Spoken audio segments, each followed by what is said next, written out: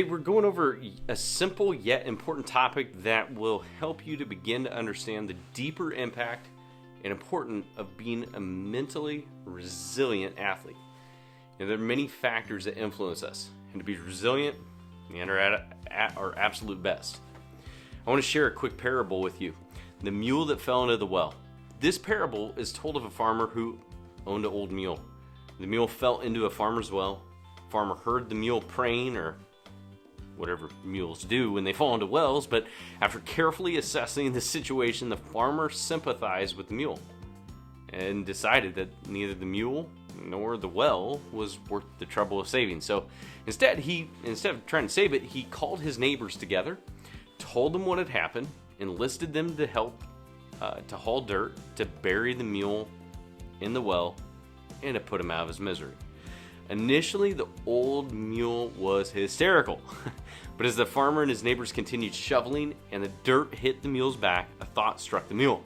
It suddenly dawned on him that every time a shovel load of dirt landed on his back, he would shake it off and step up. And this he did, blow after blow after blow. Shake it off, step up, shake it off, step up. And he repeated this to himself, encouraging himself, the mule is.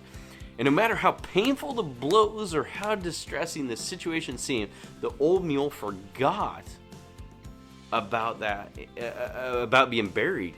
And he fought back the panic, and he just kept on shaking it off and stepping up. It wasn't long before the old mule, battered, exhausted, and just hurting, stepped triumphantly over the wall of that well. And you know what was amazing is what seemed like what should have buried him had actually helped him all along. Why? Because in the manner in which he handled this adversity. My friend, that is life.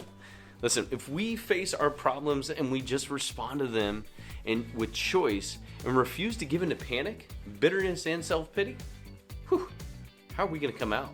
You know, the attitude and story of that mule about being resilient is a lot of us in many ways. You know, resilience is just not about bouncing back from tough challenges. Resilience, it can mean that we manage the daily stressors of life. You know, such as a tough day at school, a tough conversation with a friend or a loved one, or a failure or setback in the classroom. You know, resilience is also about the ability to capitalize on opportunities and to be able to take calculated risks, because we're not afraid of failure. You know, really what that comes down to is it comes down to a shift in attitude. It comes down to a shift in our thinking. What kind of a small shift can you make to be more resilient?